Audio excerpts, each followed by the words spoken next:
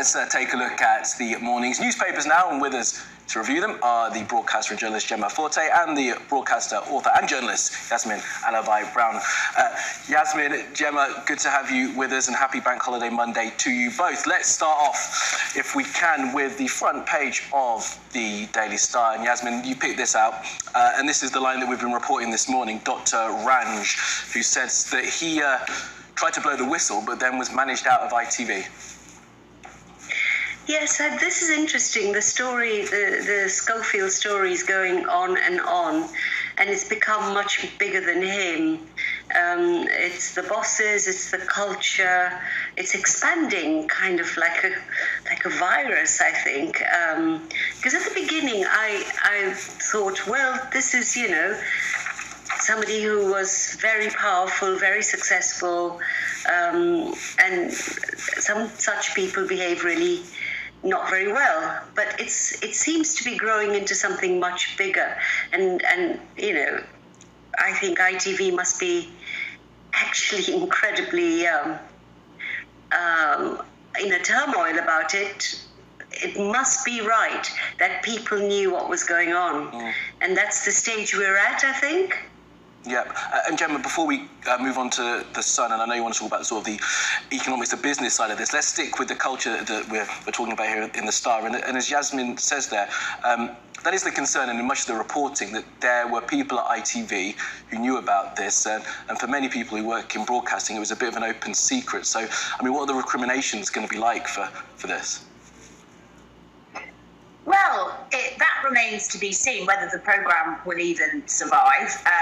ITV do indeed have a huge problem on their hands, because if bosses enabled a culture that doesn't sit well with the public, with advertisers, which doesn't reflect the so-called sort of cosy daytime atmosphere that people have seen on their screens, then, there's something incredibly wrong going on there. But I think also this idea that a very small pool of talent have had a complete monopoly over the sort of ITV screens for a long time is quite interesting. Perhaps that becomes problematic in itself. So I think it's going to rumble on. And of course, it is interesting that Dr. Ranj has come out, various other faces, and as you say, behind the scenes there's been gossip for years, and gossip is gossip. Nobody wants to speak out when nothing is necessarily confirmed as being true.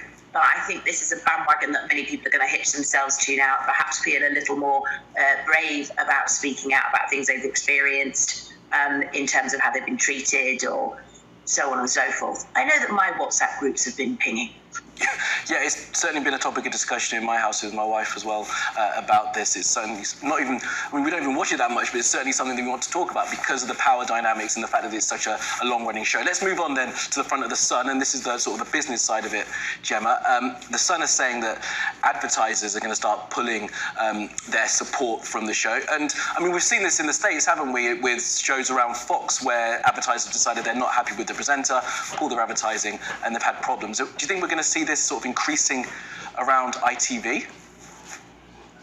Well, certainly around this particular programme. I hope not. I mean, because in terms of it being really endemic, because at the heart of this, there are a lot of youngsters who work on these shows, and, producers, researchers, runners across the board, and this isn't necessarily their fault, and they are going to be worried about their jobs. So that's a horrible angle on this, and very worrying.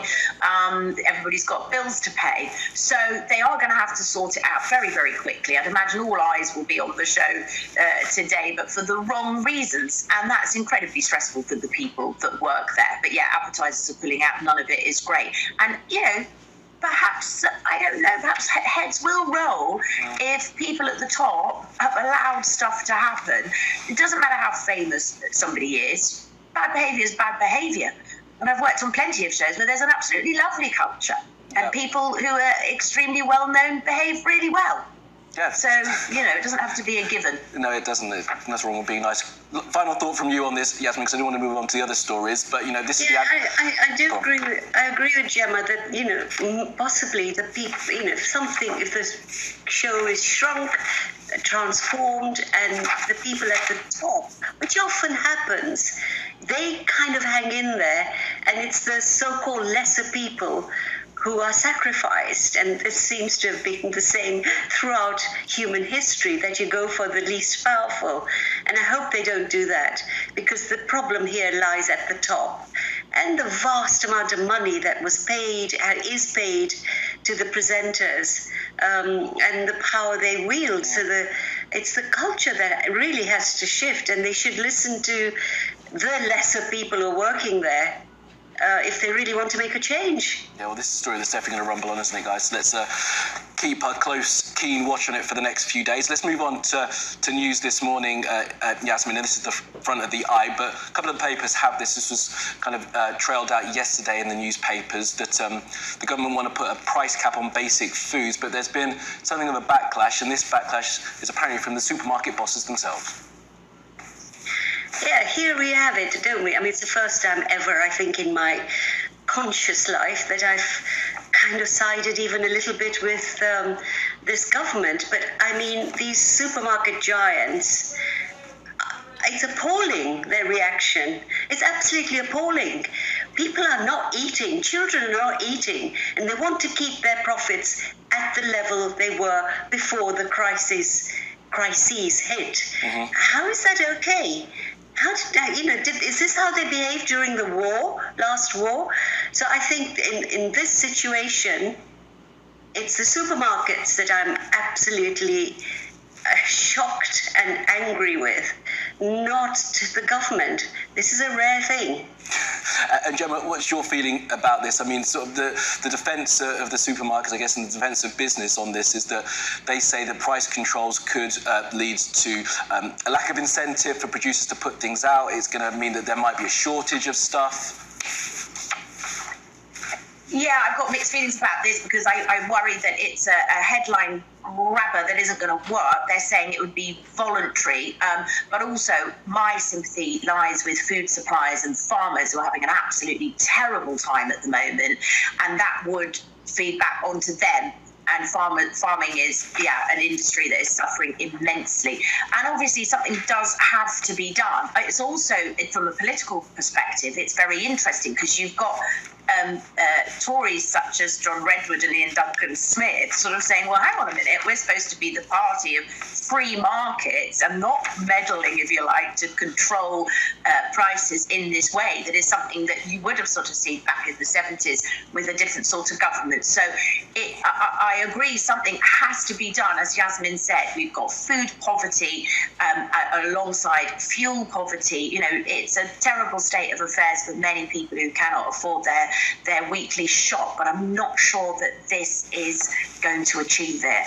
All right, let's keep moving on, guys. Can I just say one thing, Yasmin, though, they want to keep, the supermarkets want to keep their shareholders and their profits absolutely unaffected. And to me, that is deeply immoral, because farmers aren't being paid, never have been paid fairly, and farmers will be again used to justify what the supermarkets are actually doing, which is a kind of profiteering, actually. It's wrong. Yeah, there is some investigation from the Competition and Markets Authority, I believe, at the time, currently into cartel tactics by supermarkets. So we'll see how that plays out. Yasmin, Gemma, thank you very much for your insight on that story. Let's move on to the front of The Guardian now, Gemma, and this is an exclusive by The Guardian in none of the other papers. Just tell us what this reporting is about. This is a fascinating story. This is such a worry, and I'm afraid to say at the heart of this is the absolute ridiculous, awful, short-sighted cuts to mental health services and to social services that have absolutely devastated mental health services, and that's been over the last decade or so. So what's happened is Sir Mark Rowley is saying police cannot be going out and dealing with mental health situations. They aren't equipped to do that. They're not trained to do that, and we have to be diverting our police officers to solving crime. Except, of course, you've got ambulance workers and frontline NHS workers and definitely mental health workers absolutely stretched to capacity, completely short-staffed, absolutely hemorrhaging staff by the day. and at the same time a mental health crisis going on in the UK, which is obviously when you're at a time of terrible economy, that gets exacerbated. We've come out of a pandemic. It's very, very bad. You've got 1 in 5 children suffering some kind of mental health disorder, and we know that waiting lists for all sorts of mental health illnesses are so long. So what do? If you're a member of the public and you see somebody, you don't know whether they're mentally ill or not, but if you feel unsafe, you are going to call the police. So I sympathise with the police, but I really sympathise with patients and I'm not getting the help that they need. And you know that in prisons, you've got an awful lot of prisoners who are suffering from mental health. So I absolutely, no matter what the cost, funding needs to be instant pretty much, and mental health workers need to be paid properly. Ditto social health workers. It's the only way. Yeah, and Yasmin, we haven't got loads of time left, so I'll give you a final thought on this, but Gemma does raise an interesting point there, doesn't it? I wonder how practically this would work. If you do see something happening on the street, you dial 999, they ask you which service you need, you say the police, then the police say they're not going to come if it's a mental health crisis. I don't know how this is going to play out in practice. I don't know that, because in some situations, there are some very dangerous situations that arise, and a part of me thinks the police are the least well-equipped. You know, we've had cases of people suffering terrible mental distress being tasered, for example, or treated like criminals when actually they are in the middle of the most acute mental episode.